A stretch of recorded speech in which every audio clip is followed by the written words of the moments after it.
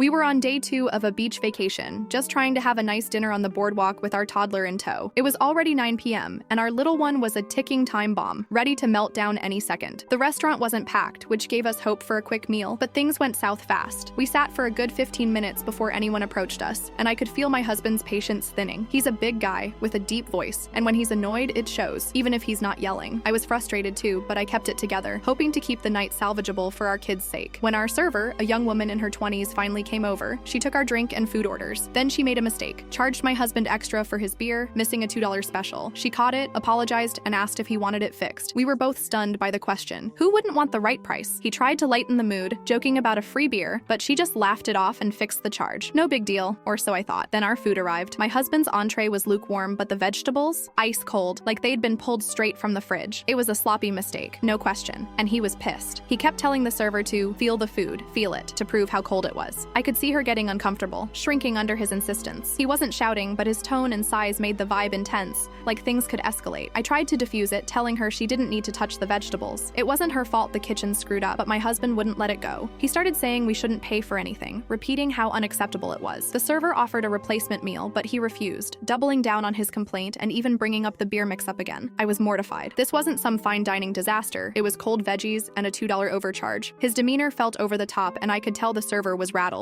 She looked close to tears, and I felt awful for her. She might have been new or just having an off night, but she didn't deserve this. I stepped in, apologized to her, and said we'd pay for everything else and leave. I didn't agree with my husband's push for a free meal. It felt entitled and unfair to her. I grabbed our toddler and started walking down the boardwalk, leaving him to handle the beach wagon. He caught up a few minutes later, fuming that I wasn't on his side. He thought I was too soft, saying we should have pushed harder for a comped meal given the bad service and cold food. I get that the experience sucked, but his reaction embarrassed me, and I was mad he made the server cry. He didn't feel bad about it, which only made it worse. I keep wondering if I should have backed him to present a united front, but his behavior crossed a line for me. I wanted to protect our kid from a scene and show the server some basic kindness. Now he's upset, saying I undermined him, and I'm questioning if I handled it wrong by walking away and not supporting his stance. Am I the asshole for apologizing to the server and not siding with my husband? Thanks for listening, and if you want to hear more interesting stories, just click the link below.